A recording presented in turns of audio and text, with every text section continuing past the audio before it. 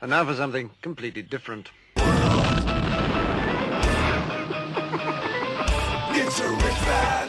Forget everything you've been told by others before. Get ready for the real deal, the full story, real talk about money, markets, life. Now, it's The Real Investment Show with Lance Roberts, presented by RIA Advisors.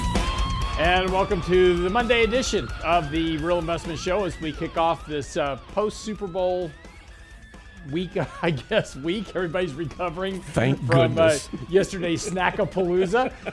Very interesting. There's a survey out this morning asking people, why don't you eat healthier, right?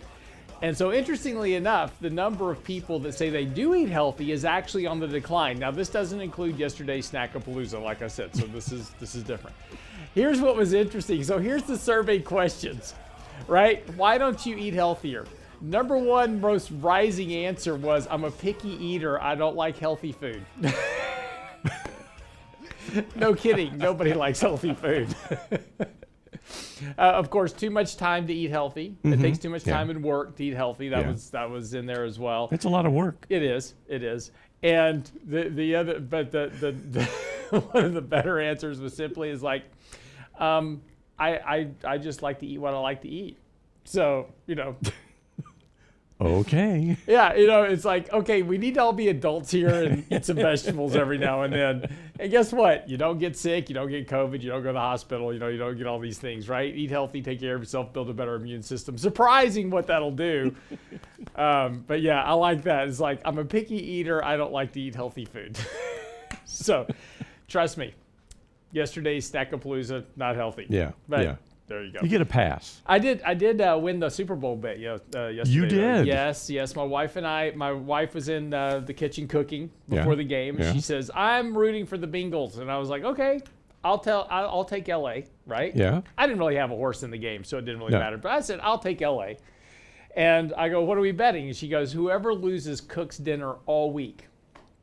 Because generally we switch off because she works late, I work late, so we switch off. She in town this week? Yes, except for Tuesday.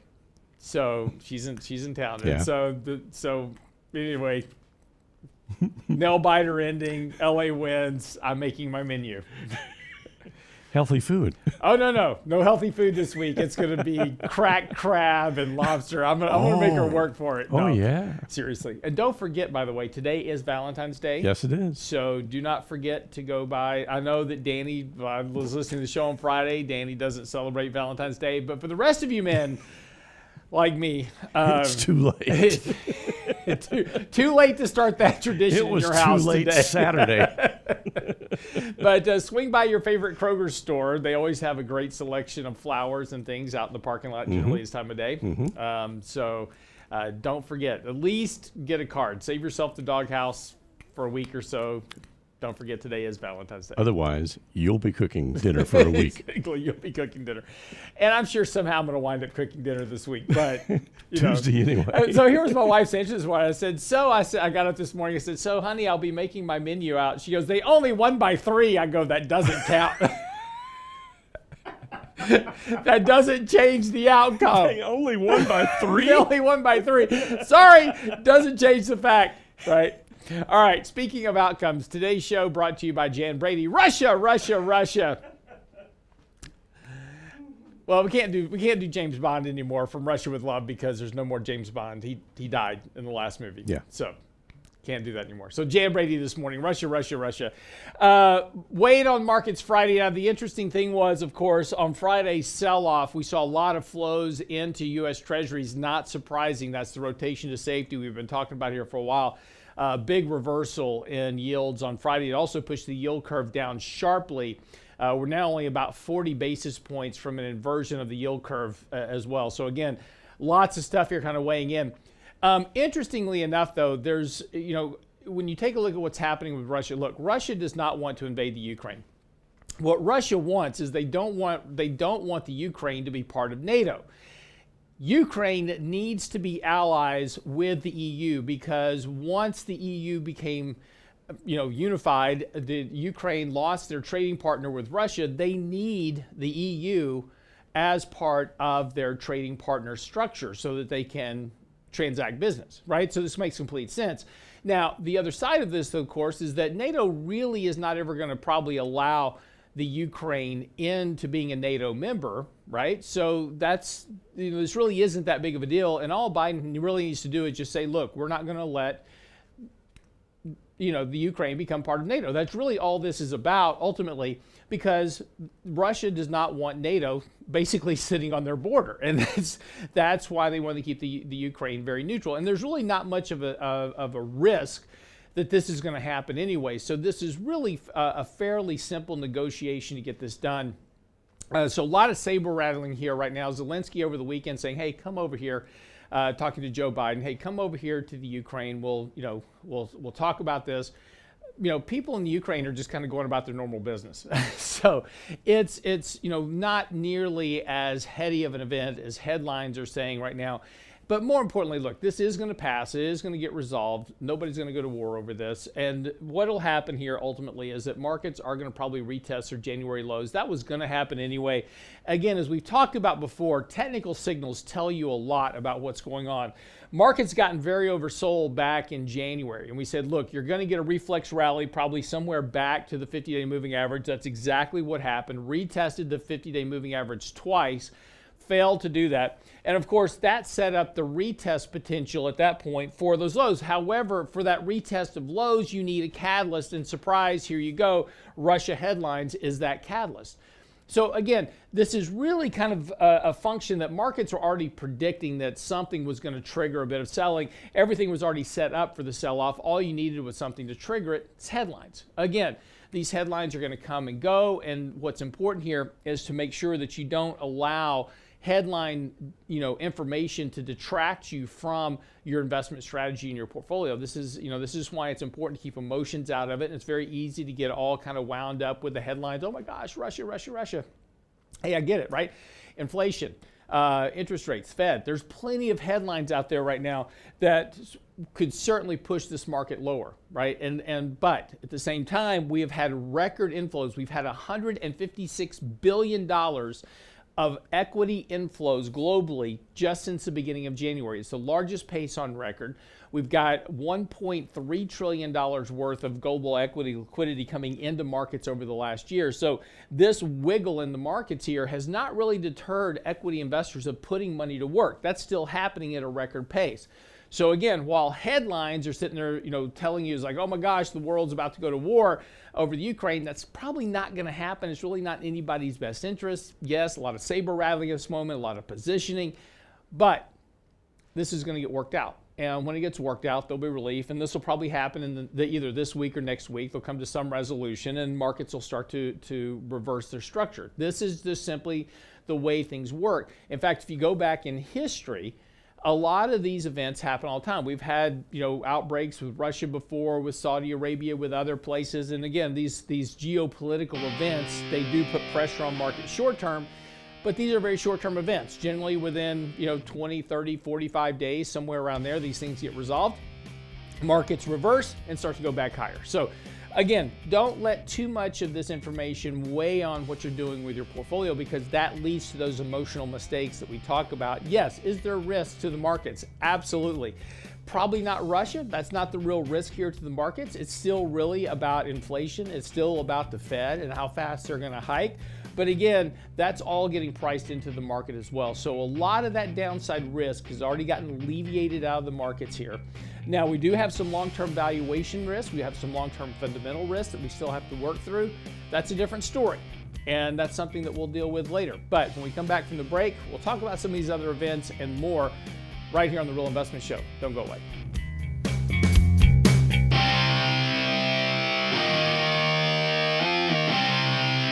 Get daily investment news you can use, delivered at the speed of the internet at realinvestmentadvice.com. Your retirement is another year closer. Will your exit from the fast lane be a smooth one? RIA advisors can prepare you against the dangers and risks that could cause your retirement to skid in our next free Retirement Right Lane class, Saturday, February 26th at the Embassy Suites Houston. Richard Rosso and Danny Ratliff will bust mainstream financial advice. Explain how you can make the most of Social Security and Medicare care, and how to lower taxes in retirement. Register now at realinvestmentadvice.com. Realinvestmentadvice.com. Anyone can sell you insurance, and they'll gladly take your premium dollars. The RIA Insurance Agency can provide you with insurance solutions tailor-made for your needs and lifestyle. Because everyone's assets are different, let RIA Insurance review what you need to protect and how. We won't sell you insurance, but what you need will be a matter of policy. RIA Insurance Agency.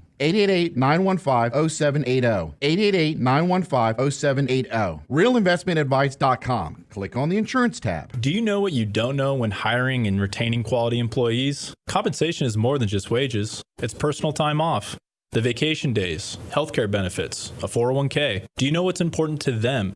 Hi, I'm Tom Allen, RIA Advisors Retirement Plan Consultant. Let us show you how to make the most of an affordable, effective package that will deliver true value for your business and your employees. Call me toll free at 855-RIA-PLAN or online at realinvestmentadvice.com. And now, another page from the Real Investment Advisors Investing Manifesto. Bulls win in bull markets. Bears win in bear markets. Eagles soar above and take advantage of opportunity. Let us help you soar as you reach your financial goals with RIA Advisors. Neither bull nor bear. RIA Advisors, 281-501-1791 or online at realinvestmentadvice.com. The Real Investment Show.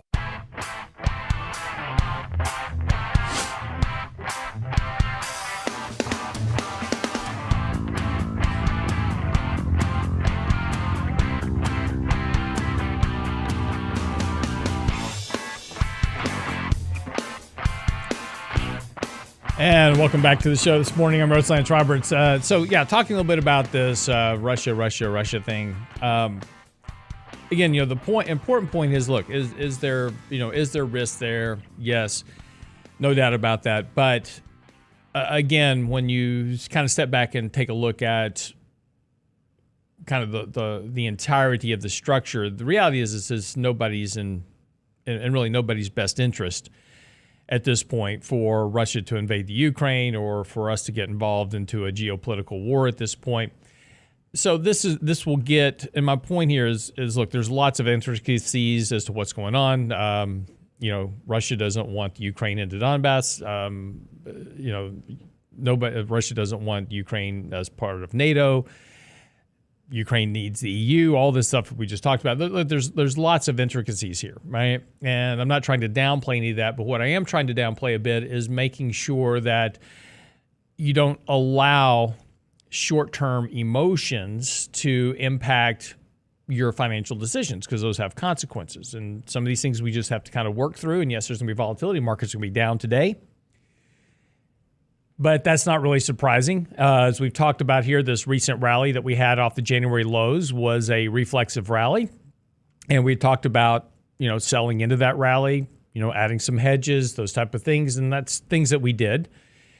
And, a retest of the January lows is certainly well within accordance of how normal corrections go, right? You have a correctional process. It kind of bounces. You retest lows. Now, if we set new lows, that's going to bring up some different dynamics. And we'll have to adjust our strategy at that point based on whatever event that is. But most likely, when it comes to Russia, you're going to have, this will pass, right? A resolution will be reached that everybody agrees to. Some sanctions will be removed, or some agreement with the Ukraine and Russia will be put into place, and everybody will go home, right? Because that's all that everybody wants, right?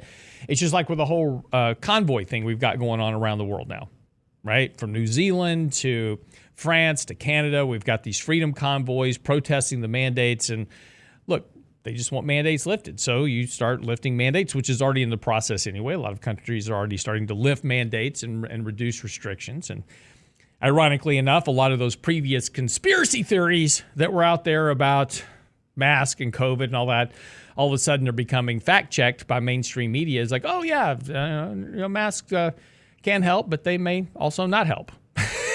So, these are now becoming fact-based, by mainstream media. It's like, oh, okay, so the stuff those conspiracy nuts were saying to start with actually were true. Yeah, well, that was always a function of time. But that's how we get to these things eventually. We have to work through the process. And what's important is that we don't allow them to deter, our strategy or change our strategy dramatically. And again, I'm getting a lot of emails here lately about, I just want to be all in gold, right? That's fine. Gold worked really well on Friday, right? Because of this whole Russia thing. But what happens when the Russia thing is over?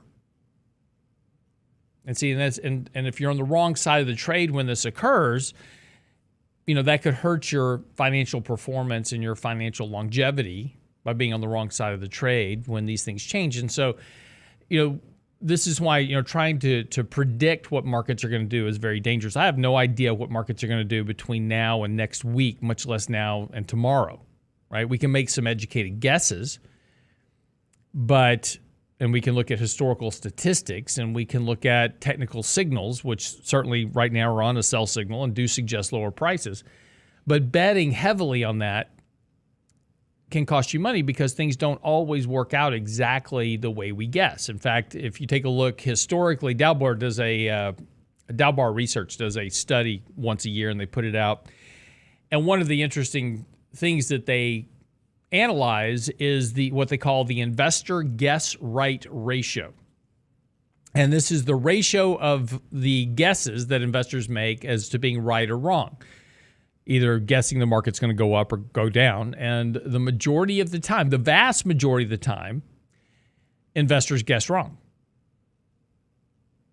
They're convinced the market's going to go down and the market goes up. They're convinced the market's going to go up and the market goes down. So this is why it's important not to guess at things and make outsized bets on potential outcomes. And because, again, there's a high probability, because of the way markets work, that you'll probably be wrong. We often equate things back to, for instance, poker, where you go sit at a poker table and you bet all in every hand, and you may get lucky and win the first 4, 5, 6 hands, right? It's possible. But the problem with betting all in every hand is that once you lose, you're kind of done with the game. And so this is why it's important to, not allow your emotions to overtake a good, sound discipline. All this other stuff, what happened, the markets are going to price this stuff in, and they'll price this stuff in very quickly. Whatever happens in Russia, the market will price it in. And they'll price it in very quickly. They will adjust for that risk very quickly. Because remember, the market is an organism. It's a living organism. It's not just a static thing. It's a living organism of millions of minds all making bets in one direction or the other, all at the same time. And the market's adjusting for all these bets that are being made every single nanosecond of every trading day. So this massive network, this neural network of individuals and computers and algorithms and all this stuff that are making these bets in the markets are adjusting for these risks real time. So by the time that you think you've got this figured out, I know what's going to happen. The market's already adjusted for it. And then the market starts adjusting for whatever's next. And they're already adjusting for the resolution of this outcome. And so markets start rallying. You're like, well, I'm short the market. Why is the market rallying? Because we have this whole Russia deal. That's because the market's already kind of figured this out.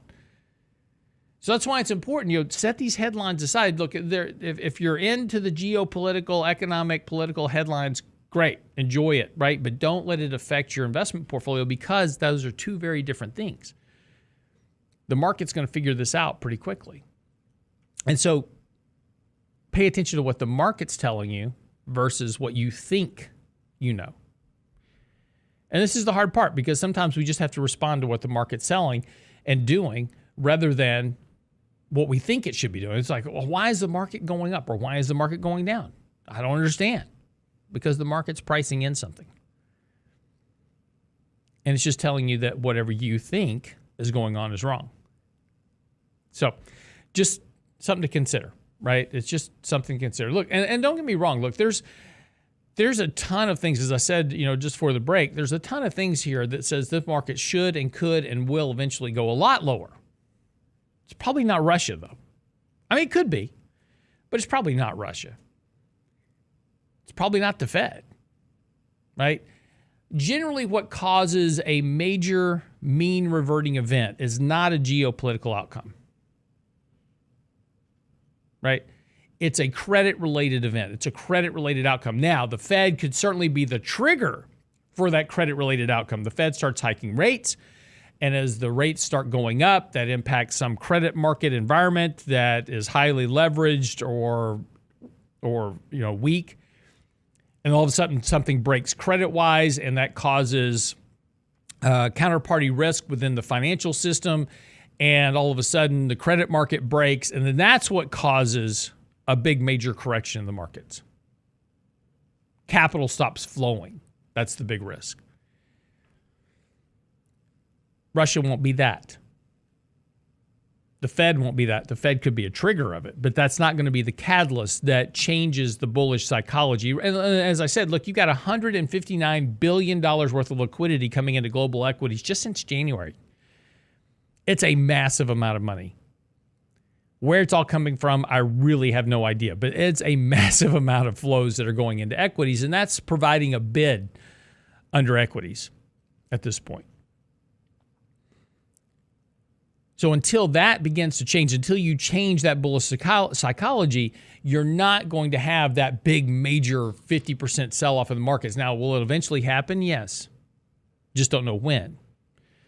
Could be this year, could be next year, year after next, 50 years from now. It'll eventually happen, but you don't know when. And so, the problem with trying to bet too far in advance of it, and this is something we wrote an article on recently talking about, trying to get ahead of a crash can be as bad as being in the crash. So if you miss a major run-up in the market by being all in cash, you've done as much damage to your portfolio financially as losing 50% of the value of your portfolio during a decline. So this is why it's always important to navigate the markets. Understand what the markets are telling you. You've got to be, you've got to be in the river, right? But you don't have to go over the waterfall. You just have to navigate the risk that are there. And the market's very much like a river, right? I mean, it ebbs and flows and goes, and you just need to be part of the flow, but just realize what those risks are and understand when it's the right time to exit, not guess. So, and these are things, right?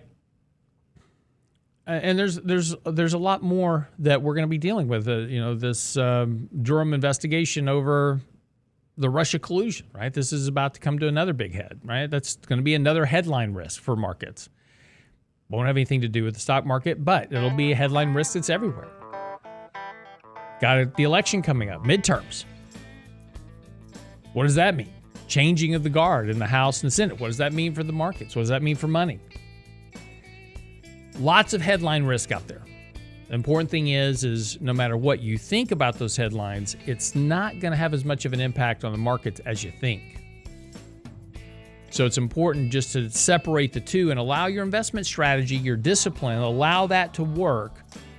The headline stuff is great to talk about. It's entertaining.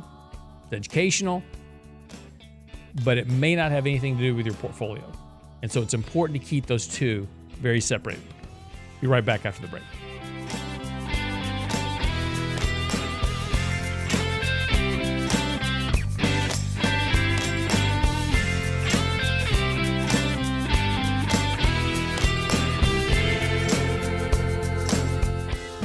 The Real Investment Advice blog. It's required reading for the informed investor. Catch it today at realinvestmentadvice.com. Your retirement is another year closer. Will your exit from the fast lane be a smooth one? RIA advisors can prepare you against the dangers and risks that could cause your retirement to skid in our next free Retirement Right Lane class, Saturday, February 26th at the Embassy Suites, Houston. Richard Rosso and Danny Ratliff will bust mainstream financial advice, explain how you can make the most of Social Security and Medicare, and how to lower taxes in retirement. Register now at realinvestmentadvice.com. Realinvestmentadvice.com. Anyone can sell you insurance, and they'll gladly take your premium dollars. The RIA Insurance Agency can provide you with insurance solutions tailor-made for your needs and lifestyle. Because everyone's assets are different, let RIA Insurance review what you need to protect and how. We won't sell you insurance, but what you need will be a matter of policy. RIA Insurance Agency. 888-915-0780. 888-915-0780. RealInvestmentAdvice.com. Click on the insurance tab. And now, another page from the Real Investment Advisors Investing Manifesto. A passive investment portfolio requires active risk management. It's not a choice, it's necessity. Diversification doesn't protect against risk of loss. Let us actively help you reach your financial goals with RIA Advisors. Neither bull nor bear. RIA Advisors, 281-501-1791 or online at realinvestmentadvice.com. Can't catch the whole show now? Listen to our podcast later at realinvestmentadvice.com. Did you wake up and decide to wear the same bowling shirt as me? Well, I thought we had our game today. Bowling at noon. Wall Street used to have, the martini lunch? Now they have the bowling lunch? You can't even do that anymore. It's hard to social distance 6 feet and bowl at the same time. Just every other lane, I guess. Everybody has to bring their own bowl. The Real Investment Show podcast. Same show, your schedule. So many puns, so little time. And then there's the FCC. At realinvestmentadvice.com. Just let your mind do the work, okay? Yeah. Small businesses are discovering that attracting and retaining top talent come down to more than just salary. In today's highly competitive job market, compensation is more than just wages. Hi, I'm Tom Allen, RIA Advisors Retirement Plan Consultant. Healthcare and retirement plans can make the difference in hiring and retaining the best employees. We can show you how to build an affordable, effective employment package that delivers true value for your workers and your business. Call me toll-free at 855-RIA-PLAN or online at realinvestmentadvice.com. Real Investment Show podcasts are now available from Stitcher Smart Radio at Stitcher.com. Hi, Lance Roberts here. If you're like most people, your 401k plan represents the bulk of your retirement assets. And unfortunately for many, managing your 401k plan can be difficult. There's so many choices, so many things to consider. With just a quick email, a couple of questions, you can put RIA Advisors to work for you managing your 401k plan. It's a quick and easy application. Just simply click Ask a Question at realinvestmentadvice.com or give us a call at 855-RIA-PLAN. That's realinvestmentadvice.com. RIA Advisors can prepare you against the dangers and risks that could cause your retirement to skid in our next free Retirement Right Lane class, Saturday, February 26th at the Embassy Suites Houston. Richard Rosso and Danny Ratliff will explain how you can make the most of Social Security and Medicare and how to lower taxes in retirement. Register now at realinvestmentadvice.com. You're listening to The Real Investment Show.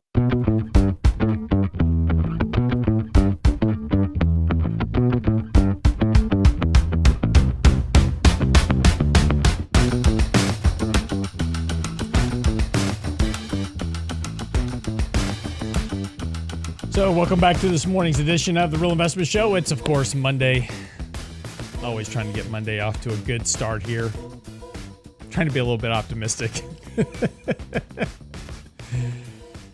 Headlines, though, certainly, as we've been talking about this morning, everywhere.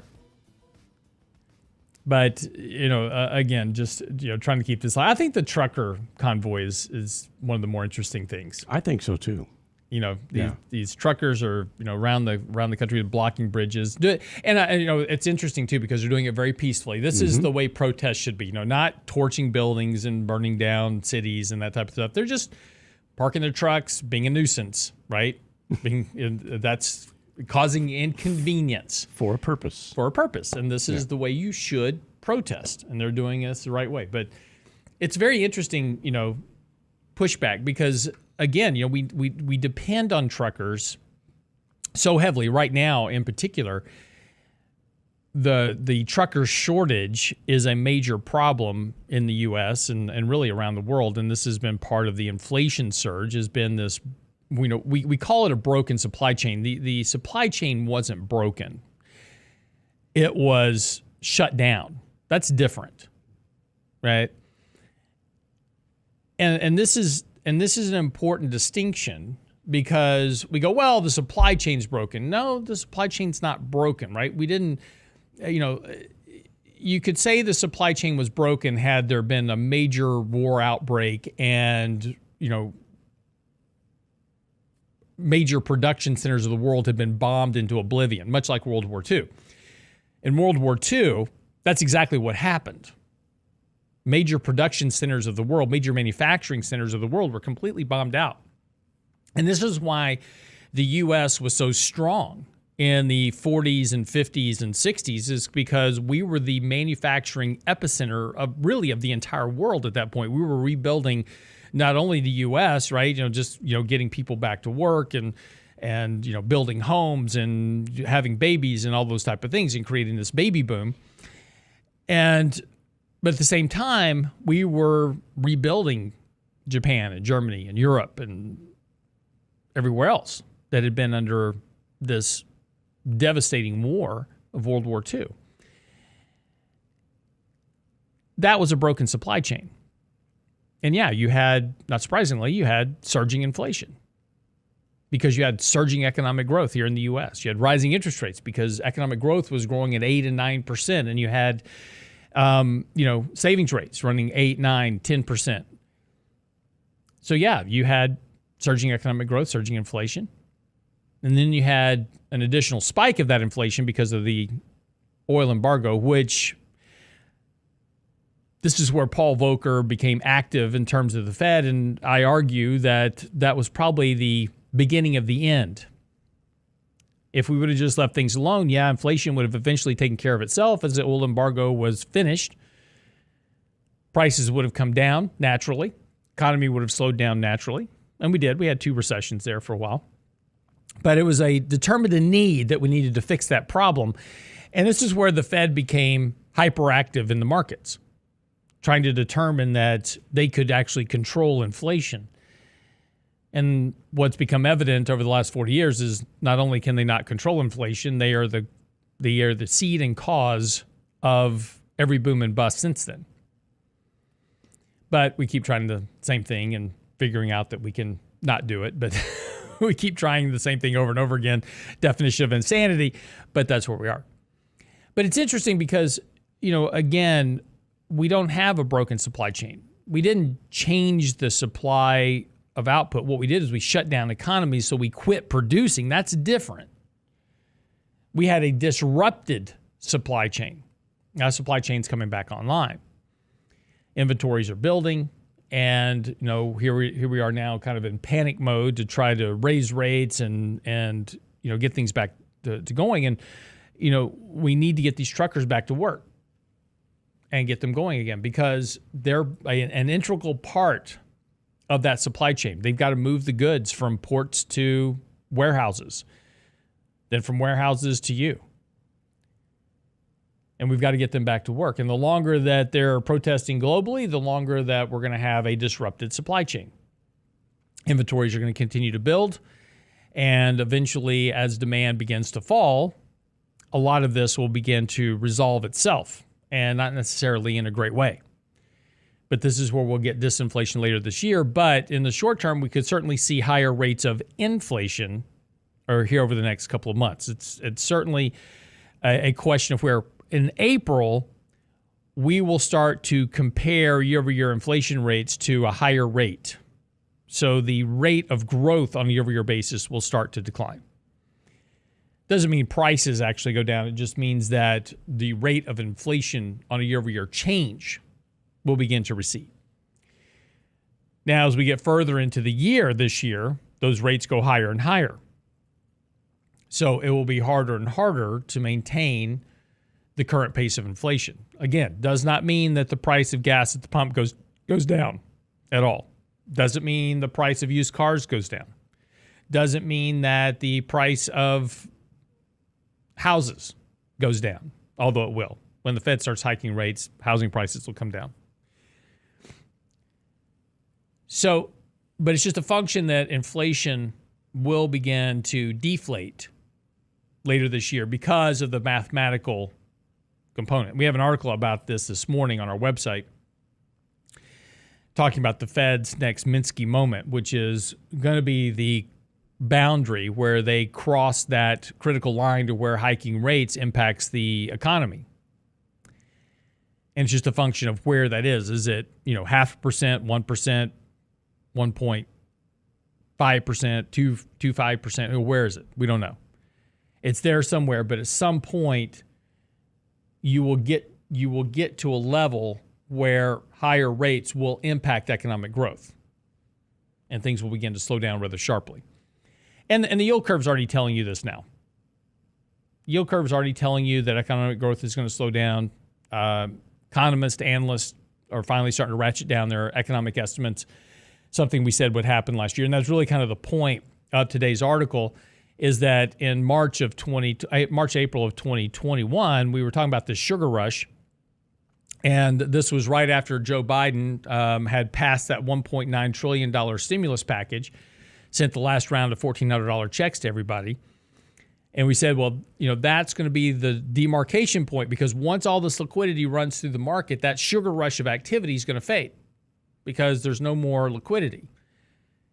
Federal expenditures are now declining rather sharply. Economic growth estimates are coming down sharply. And what we'll see here over the course of the next couple of quarters is economic growth will start to slow back towards that trend growth line of about 2%. So it just takes time, though, for this to work through the economy, right? When you slam the economy full of cash, it takes about 9 months for that to show up in the economic data. That's what happened. So in about another 9 months, starting last year, so probably about mid-year this year, we'll start to see that reversal in the data as that liquidity comes out of the system, because there's no more coming. And now you're going to hike rates on top of it, which is going to even slow the economy even further. And it's just a function of math, right? It's a function of supply.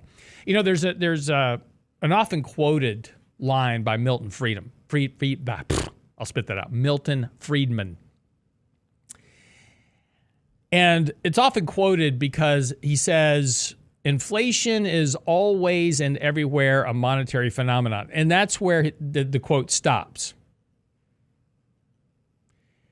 But you have to listen to the rest of what he says. Because what he says is that inflation is always and everywhere a monetary phenomenon. It's not unions causing inflation. It's not consumers causing inflation. It's not greedy corporations causing inflation. It's government spending. The government can print money. This is his words. I'm paraphrasing but quoting. The government has a printer in their basement and they can print money, which is what they do. And when they print money, that causes the demand to exceed the current supply, and that causes inflation. This is why you can't print money in your basement. Corporations can't print money in their basement. Unions can't print money in their basement. They don't cause inflation. They're the victim of inflation caused by government printing. See, you have to listen. You can't just read Milton Friedman's one sentence and say, oh, great, inflation is always and everywhere a monetary phenomenon. Ah! You got to listen to the rest of it. This is all about government printing, and we saw it firsthand in 2020 and 2021. We just saw this massive surge of liquidity come into the markets. It created inflation because all of a sudden you gave people money to spend in excess of what we could produce, which is exactly what Milton Friedman says would happen. Now that's going to reverse. So this inflation concern is going to go away as supply comes up and demand declines because of lack of liquidity. It's just math.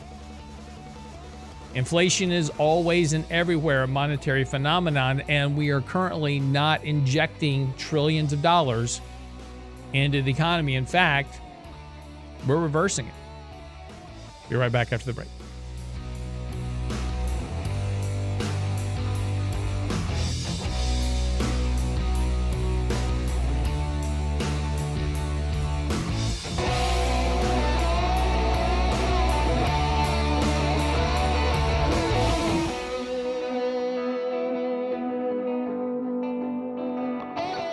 Get daily investment news you can use, delivered at the speed of the internet at realinvestmentadvice.com. Your retirement is another year closer. Will your exit from the fast lane be a smooth one? RIA advisors can prepare you against the dangers and risks that could cause your retirement to skid in our next free Retirement Right Lane class, Saturday, February 26th at the Embassy Suites Houston. Richard Rosso and Danny Ratliff will bust mainstream financial advice, explain how you can make the most of Social Security and Medicare, and how to lower taxes in retirement. Register now at realinvestmentadvice.com. Realinvestmentadvice.com. Anyone can sell you insurance, and they'll gladly take your premium dollars. The RIA Insurance Agency can provide you with insurance solutions tailor-made for your needs and lifestyle. Because everyone's assets are different, let RIA Insurance review what you need to protect and how. We won't sell you insurance, but what you need will be a matter of policy. RIA Insurance Agency. 888-915-0780. 888-915-0780. RealInvestmentAdvice.com. Click on the insurance tab. What worries you about your money? Enhance your financial success with RIA Advisors' free financial planning tool, MyBlocks. It's our online modular manager for your money and your life. Does your vision of retirement match up to reality? MyBlocks can help to determine how much you'll need and how you can achieve. Create your own personal financial vision for the next decade with MyBlocks, our free tool at RIAadvisors.com.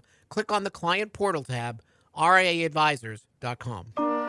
And now, another page from the Real Investment Advisors Investing Manifesto. Manage risk and volatility rather than trying to manage gains. You don't have to be right all the time. Long-term investing success is a 70% gain. Let us help you reach your financial goals with RIA Advisors. Neither bull nor bear. RIA Advisors, 281-501-1791 or online at realinvestmentadvice.com. The Real Investment Show. I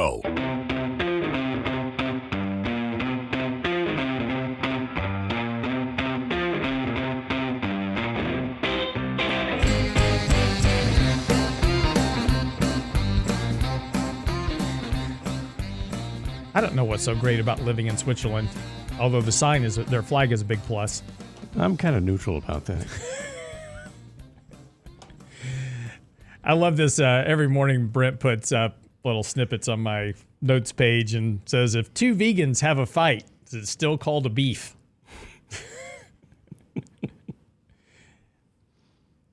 Trolling your dad jokes, are you? It's just humor you can get your teeth into. Gotcha.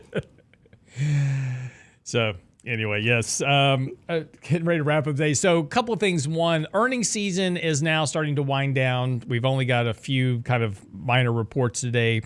Advanced Auto Parts is reporting this afternoon. You know, that's one of the things that's always interesting. I like watching companies like Advanced Auto Parts and AutoZone because they tell you a lot about consumers. When you see economic weakness, right, there's certain companies that tend to do better. And AutoZone and Advanced Auto Parts are a couple of those companies, because people start fixing their own stuff when things get weak. You know, people stop paying for landscapers, they start buying lawnmowers and doing it themselves. So there's a few things that you can kind of watch as early indicators as to, you know, economic weakness and these type of things. So, you know, I like companies that represent the do-it-yourself, because that's the change that people will make. Well, you know, instead of me running down to the, you know, Jiffy Lube to change my oil, I'll do it myself, right? Save the money. And that tells you a little bit about kind of what consumer sentiment is. And last week we saw consumer sentiment took another big hit, and this is because of inflation. Inflation's the big concern right now for individuals. And again, you know, I want to be really clear about when we're talking about inflation. I was saying earlier, you know, we're going to see deflation by later this year. That doesn't mean, let me be clear, that does not mean that prices are going down. Prices for you will remain the same. They could even go up, and you could still have disinflation in terms of our inflation numbers, the way we measure it, because we measure it on a year-over-year basis. And as last year's inflation numbers get, so let me put it this way. In January of this year, we printed 7.5% inflation. to print 7.5% inflation again in January of next year, we will have to have 15% inflation in January of next year, because we measure it on a year-over-year basis. Now, if you think the Fed is going to allow inflation to run that hot, you're crazy. They'll be aggressively hiking rates, and that's not going to happen, by the way, but that's my point. We measure this stuff on a year basis. So it doesn't mean that gas at the pump can't stay at $4 a gallon or even go to $4.25 a gallon and still see the rate of inflation decline later this year, because the numbers we're going to compare to are going to start to go up. And we've talked about this math before, and I know that's and that's a little hard to wrap your head around, because you're going, I don't understand, because, you know, if stuff's going up if the gas is going to the pump, food's going up, that's inflation. Yeah, it is. And if I go from $1 to $2 a gallon in gasoline, that's 100% inflation. If I go from $2 to $3 a gallon, it's not 100% inflation anymore. If I go from $3 to $4, it's 25% inflation. So it's about the rate of change. And that's what will decline over the course of this year. So now that's what the markets are going to look at. And when the Fed starts seeing this rate of inflation decline, they're going to go, woo, we've whipped inflation. Excuse me. Doesn't mean, though, and this is always the interesting story, and this has been the story for 2 decades now,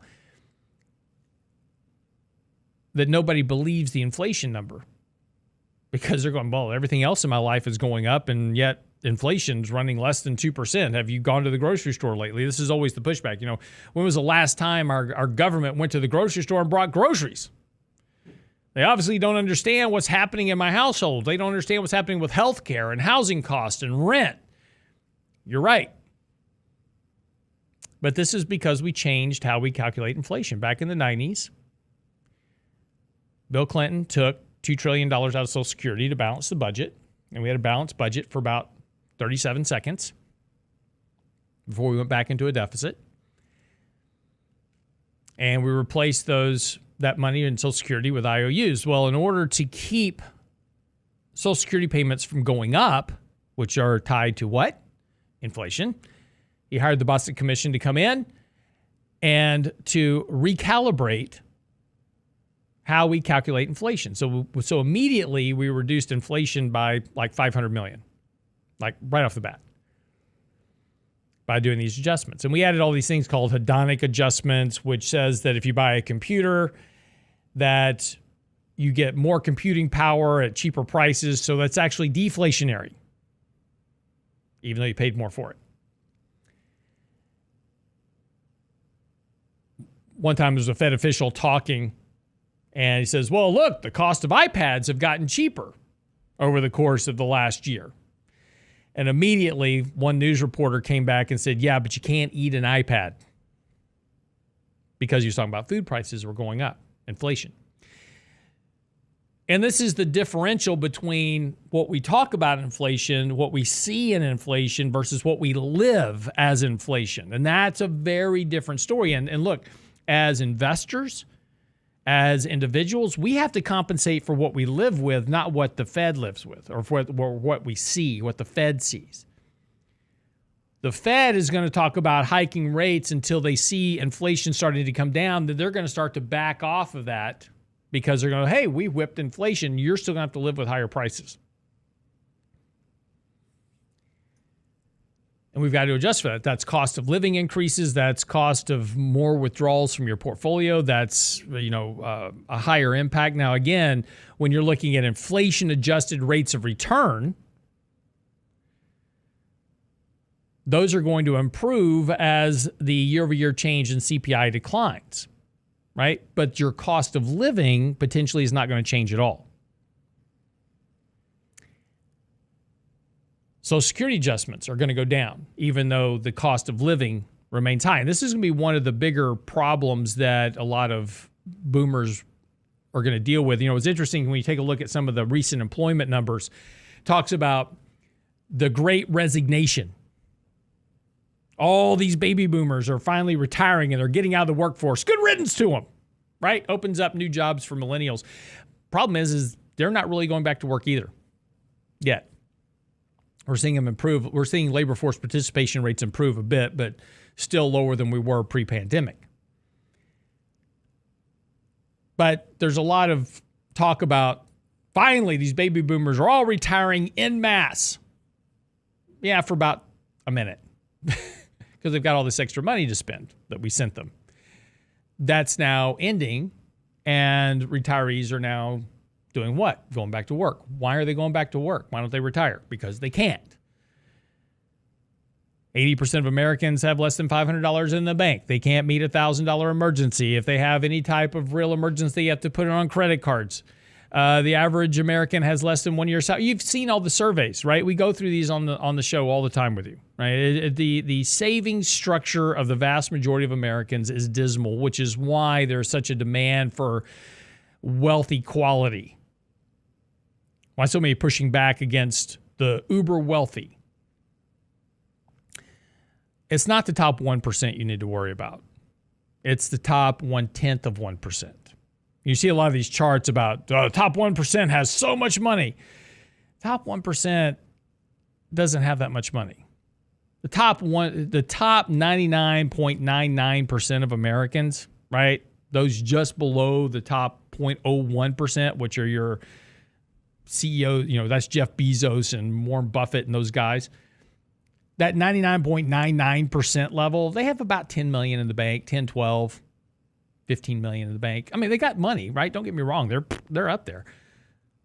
But their wealth gap is not tremendously huge. Now, as soon as you cross that barrier, though, into the top 1/10 of 1%, skyrocket. That's where all the money is. Billions upon billions of dollars. That's capitalism, right? They've taken over, they've started companies, they've gone public, they've made, we talk about these all the time, right? Uber, Lyft, Airbnb, we invest in these companies, right? And then we complain about the fact that they're all billionaires. Jack Dorsey. Can't have your cake and eat it too. That's capitalism at work. Capitalism's not an easy thing, right? It's got ugly wrinkles to it. But capitalism works. Builds a lot of wealth in America. But when we talk about this inflation number, I just want you to understand is that there's a huge difference between the inflation we live with, and the inflation we live with is going to force a lot of these people back into the labor force to go to work to make ends meet, because they're not going to be able to do it off of living on Social Security. So a lot of this change that we saw post-pandemic, where we saw, finally, retirees are all retiring. That's all going to shift backwards. And we're going to see a lot of those retirees going back to work. You're going to see them at your local Walmart. You're going to see them at Target. You're going to see them at Costco. By the way, I went to Costco on Sunday with my wife. Packed. Crazy packed. Super Bowl. Right? Everybody getting ready. But that's why we own Costco stock. It's just packed. Every time that stock dips, I'm going to buy more of it. Anyway, wraps up the show for today. Thanks for joining us. Get by our website. Latest article is out right now talking about the Fed's next Minsky Moment. It's on the website now, realinvestmentadvice.com. While you're there, send your questions, comments, emails. Let us know what we can do to help you out. Be sure and get our 3 minutes on markets and money. So much more. It's all there on the website. Lots of stuff to help you out every day. realinvestmentadvice.com. See you back here tomorrow. Have a great day. It's a rich man's world.